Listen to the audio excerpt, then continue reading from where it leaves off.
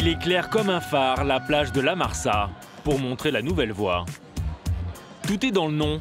The Factory, l'usine en anglais. C'est le nouvel endroit à la mode pour la jeunesse dorée de Tunis. Un restaurant boîte à outils pour ceux qui rêvent de reconstruire la Tunisie. Aux manettes, c'est Lotfi. Jamais une minute à perdre pour les temps modernes. Alors tout le monde doit suivre la cadence. Ce n'est pas fait, d'accord? Mais c'est-à-dire que ce n'est pas à moi... Excuse-moi, mais la salle n'est pas tout à fait pleine. Comment se fait-il que les paniers avec les couverts sur les tables ne soient pas tous remplis? Compris, c'est la dernière fois. Ok, c'est la dernière fois, Inch'Allah, d'accord. La rigueur du management, Lotfi l'a acquise hors de son pays natal, dans le monde de la nuit, de Paris à Montréal. 15 ans d'expérience dans cet univers à part, qu'on lui demande d'appliquer dans ce bar, aujourd'hui. Il faut être vigilant.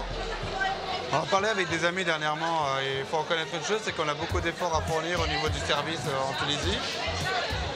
C'est la conséquence finalement d'un tourisme passé qui était assez modeste, on va dire. Et donc une clientèle qui n'avait pas un gros pouvoir d'achat ne pouvait pas finalement être exigeante et justement pousser le service à être tiré vers le haut, quoi. Alors il a quitté le froid québécois pour poser ses valises sur cette plage tunisienne et partager son savoir. Il y a 4 ans, la révolution a sonné pour lui comme un réveil. Un matin, je vais au Starbucks pour petit déjeuner.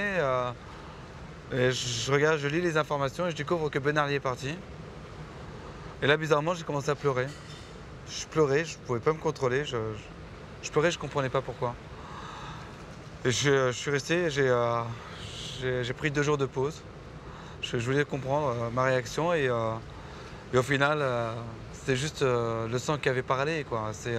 J'ai voulu taire cet amour que j'avais pour la Tunisie depuis toujours et que je pensais avoir oublié.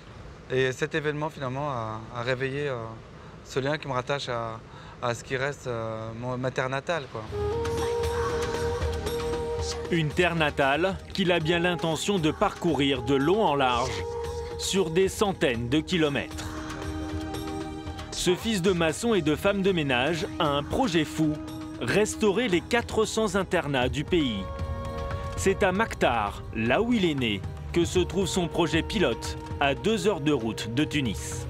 Là, on arrive à l'internat pilote, celui sur lequel on bosse depuis presque 1 an, et qui est le début de ce long chantier des 400 internats de la République.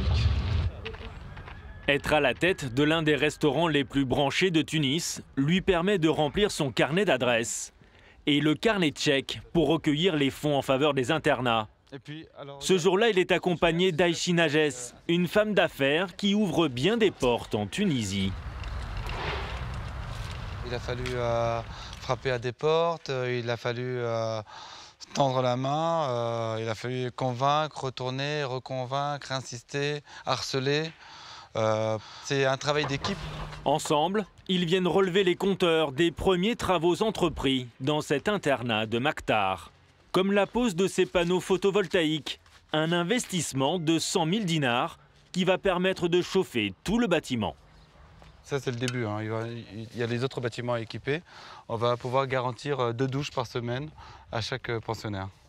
On passe de 0 douche à 2 douches et c'est top. Un selfie sur le toit pour valider le nouvel horizon.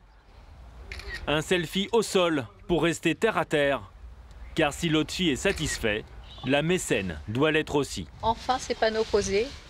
On est très contents parce que nos enfants vont pouvoir se laver normalement à l'eau chaude.